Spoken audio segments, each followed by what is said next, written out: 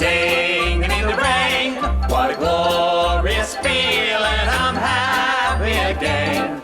I'm laughing at clouds so dark up above. The sun's in my heart and I'm ready for love. Let the stormy clouds. Hi, I'm David Atkins, and today we're going to be taking you backstage and behind the scenes for the making of Singing in the Rain. Yep, sure. Let's try one from the top. Okay, listen up, here we go. This is from the very top.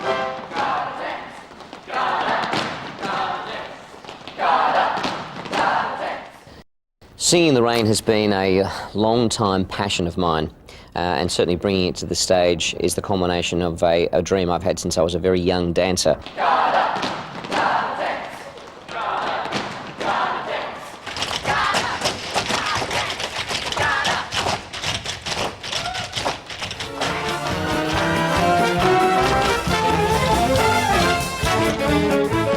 Singing in the Rain is often listed as the greatest film musical of all time, and one of the greatest movies of the 20th century.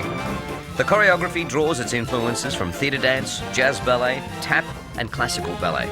Of course, all seen through the eyes of Gene Kelly, with a touch of yours truly thrown in. Over the years, on lots of various occasions, I've had the opportunity to either recreate his work or at least pay sort of an homage to his work in creating things in the style of Gene Kelly's choreography.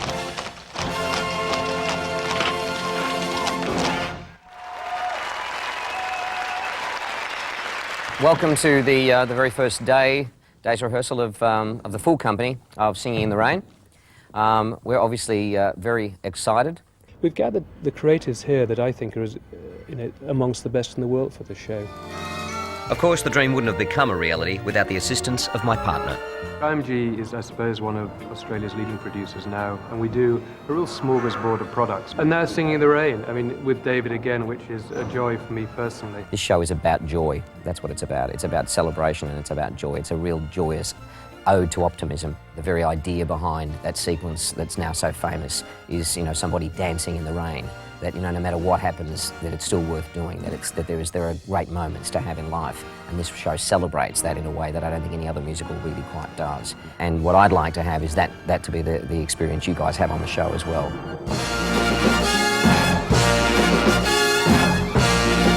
After the break, meet the stars of Singing in the Rain. Did you get that? Someone get that. Can you give us a copy of that, please? We need a copy of that. The Cosmo Brown role, made famous by Donald O'Connor, is being played by somebody who his entire career has been leading to this moment, in my view. Has, you know, all the tricks that he's been learning all his life, he's finally got a forum for. So, Wayne Scott Kermond, please.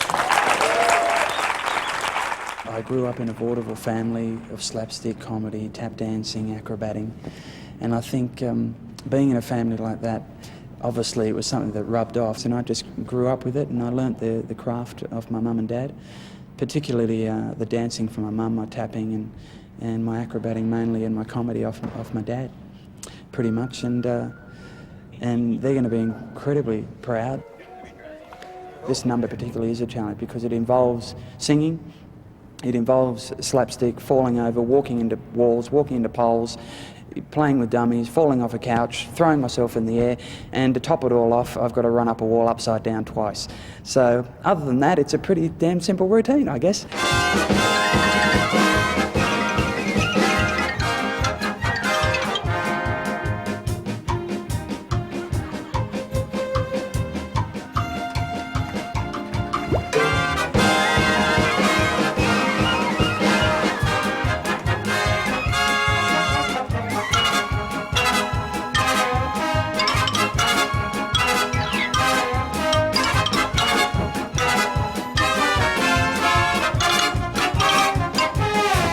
To get this role is just, it's a dream come true, it really is, especially nowadays. And I think what's great about it is that I think kids will see this show and will absolutely love it because it's something new. To them it is, and I think older audiences will just come and see this show and they'll just reminisce.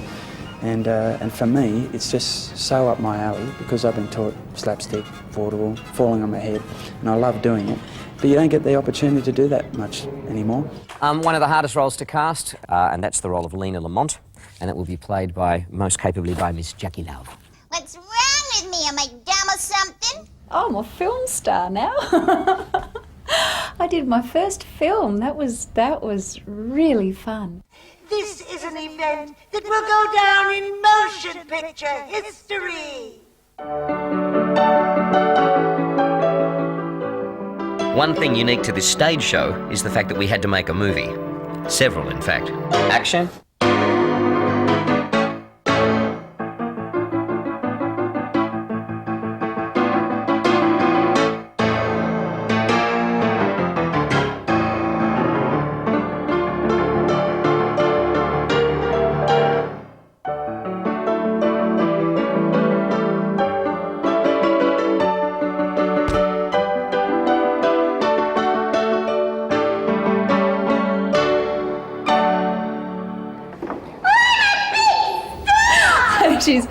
She's a lot of fun. I've really enjoyed the whole rehearsal process because it's been long enough to really develop the character of Lena Lamont. You've got to talk into the microphone! Well, I can't make love to a boy!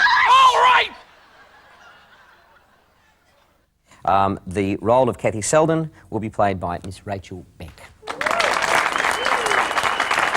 Rachel has such a beautiful voice, and she's just perfect in the role. Everything she does with it is so true and honest, and she's just wonderful. And would you dare to say, let's do the same as they? I would you? You are my lucky star.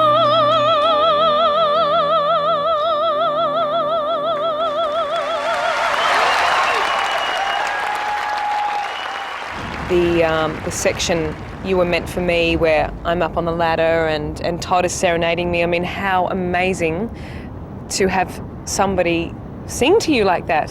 I tell you what, I'm going to go home to my husband, I'm going to say, darling, I'm getting up a ladder, come on, sing me a song. You were meant for me, and Rachel Beck was a real find for us. To find somebody who could capture the innocence of Debbie Reynolds but sing so beautifully was something that we were very lucky to have found. And she just captures not only the spirit of that character, but the audience on every performance she gives.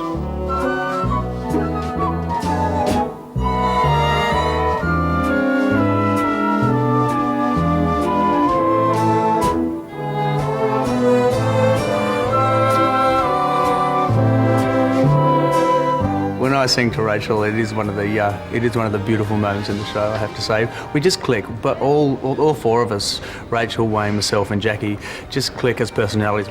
Good morning, it's great to stay up late. Good morning to you. Multi-award-winning, multi-talented... what's his name? Yeah. I'm sure you've seen this man before. Mr. Todd McKenney. And obviously Todd's playing the Don Lockwood role, made famous by Gene Kelly. This is a fantastic role for Todd, and he does it brilliantly. The stage lights up when he dances. He's just got a fantastic presence on stage that he embraces when he moves. And I think the audiences are going to just love that. And the show's structured beautifully for him, because at the end of the first act he does the quintessential Singing in the Rain moment, in the pouring rain, which is got to be the highlight for any song and dance man of his career in my book. I'm happy again.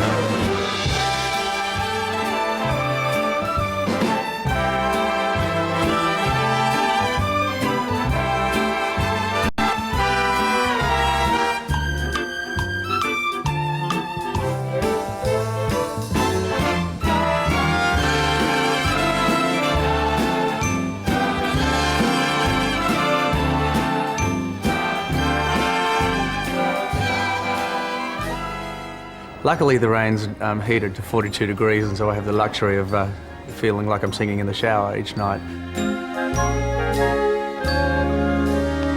I'm dancing and singing in the rain. After the break, the challenges of taking Singing in the Rain from the screen to the stage. Many of the contributors, both technical and creative, to Singing in the Rain are people who have worked with me recently on the Olympic Games. Richard Martin was the technical director of the closing ceremony. A few little facts and figures, or raindrops as we like to call them, snippet bits. There's approximately 65 tonne of scenery. 15 tonne of that is hanging up in the air. We use in the rain system, there's nearly 2,500 litres of water. So it rains all over the lead actor every night and 34 of his cast. One of my first questions when David offered me the role was, are you having real rain? He said yes, and I said, where do I sign? It's been a little bit of a challenge. It's something new to me, something I've never done. Raining inside a theatre and inside a building is normally the enemy. We feel by actually building it here in Australia to our standards, our high production standards, that we've actually come up with a lot smarter product, and something we're very proud of. Eamon Darcy is our associate designer on the show. Basically, you're designing something which is a classic. He also designed 3 of the segments in the opening ceremony. So sing as quietly as you can. Okay. Max Lambert, I'm very fortunate to be able to call not only a co-collaborator, but also a very close friend. And he also was the musical supervisor on the opening and closing ceremonies. He's joined here by Conrad Helfrich, who is our musical director and does an extraordinary job. And our costumes were designed by the camera-shy Paula Ryan. I get to wear all these beautiful, glamorous costumes with all the beads on them and all the furs and the great diamond earrings and necklaces, and so it's good fun. I get to play dress-ups as well. Beautiful girl, you're a lovely picture, beautiful girl. You're a gorgeous mixture of all that lies under the big blue sky.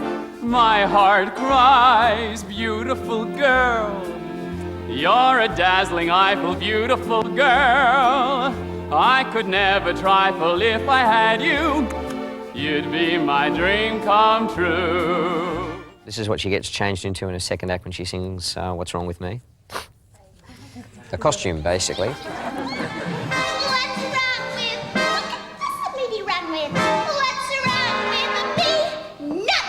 It's a feel-good show. It's very happy, it's very uplifting, and that's definitely what comes across. The energy in this show is incredible when you watch all the characters. I mean, consummate, professional actors and actresses in this show. Such talented people.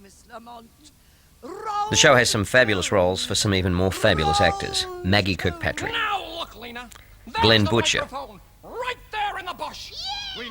Mr. Vic Rooney, David Goddard, Cherie DaCosta, who also doubles as my wife. The chemistry's there, you can feel it. The chemistry between the 3 of us is fantastic, and we felt that in the first week of the rehearsals together, and that has spilled through, and that only got better when the entire cast joined us. Cross, bang, all of those. Yeah, and we're all going, Okay, that's good. So you got the idea then, it needs to be really big at the start. We're also fortunate enough to have an extraordinary ensemble, one of the best I've ever worked with, members of whom, in fact, many of them are principals in their own right.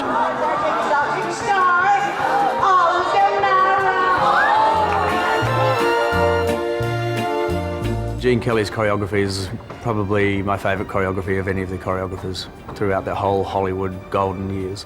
We've pretty much tried to reproduce those routines as they were done on film, which makes them doubly difficult for those performers.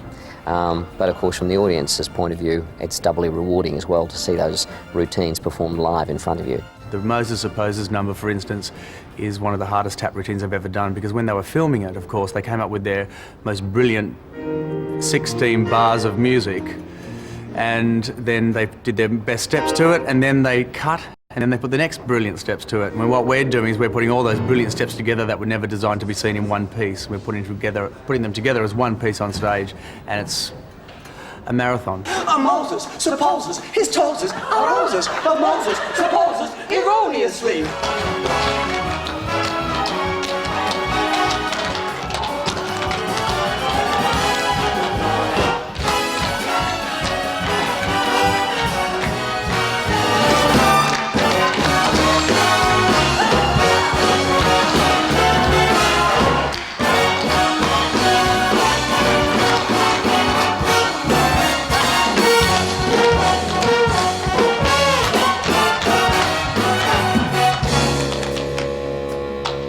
so their fitness and their I guess their commitment to those routines is obviously a major contribution to making the show work as a stage show. Do your solo. The hardest section for you really is the start. Yeah. Because you've got the first section, then you've got the section straight into the agent, straight into the dance break, straight into your solo, straight into the pas de deux. Yeah. That's a bit of a roll. Yeah. And once we get to the vaudeville, that's easy. That's just cute. That's cute and funny. Then you've got this pas de deux.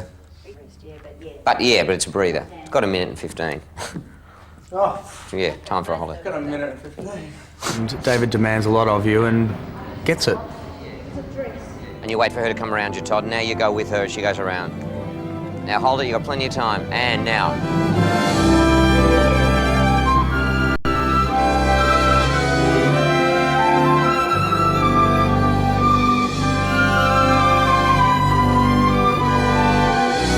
And I've added a little moment that only sort of Kellyophiles, or I guess we'll pick up.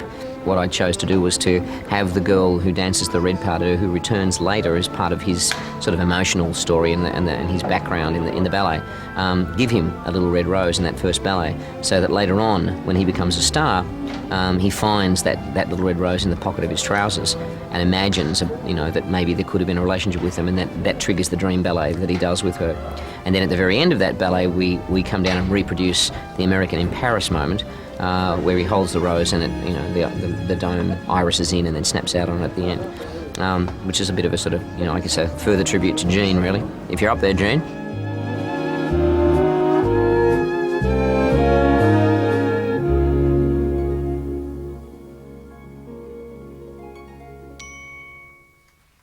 The Broadway ballet was probably one of the hardest things to take from the film and make into a live piece. On stage, it's almost impossible to do, but thank goodness to the combined talents of all the people on the team, with costume changes and lighting and all the rest of it, we've been able to make that passage work. And so it covers in that 40 minutes, it covers a whole range of different dance styles, and so I don't get bored, the audience doesn't get bored, and it's a huge Broadway finish. It's what musicals are all about. Gotta dance, gotta dance, gotta dance, gotta dance.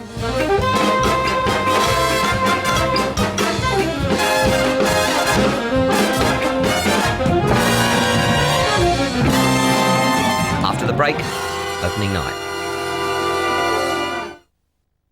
So we're a couple of hours away from the very first audience seeing Singing in the Rain, and it's a fairly nerve-wracking time. This one I'm really excited because I think people are in for a big treat, and as I said, it's just love right from the top. And I can't wait to get an audience just to sort of get the reaction. The energy is superb, and I think the audience tonight are just going to have a blast. Personally, I hate opening nights, they're terrifying, but it is the night when everything has to come together. Costumes, lighting, sets, rain, and of course, the audience.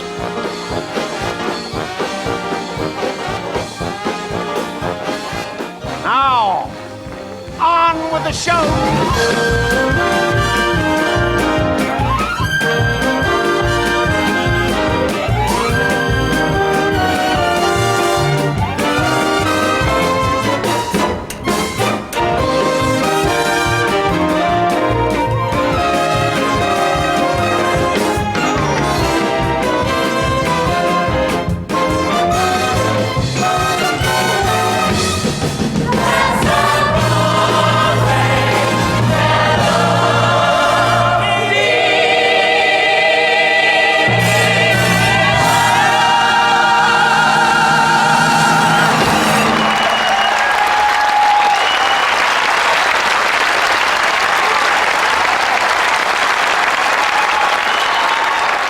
And of course, what's an opening night without an opening night party?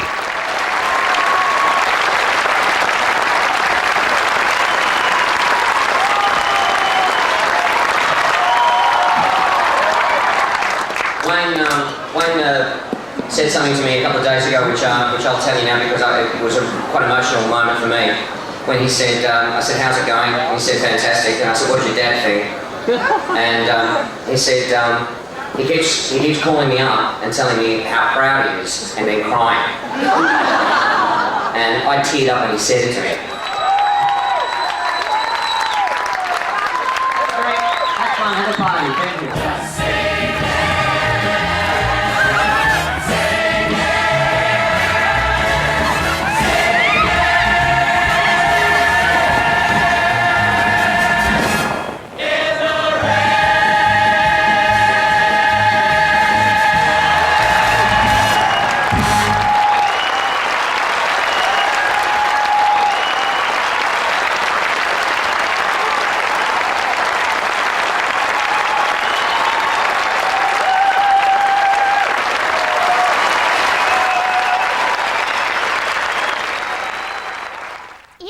bring a little joy into your humdrum lives.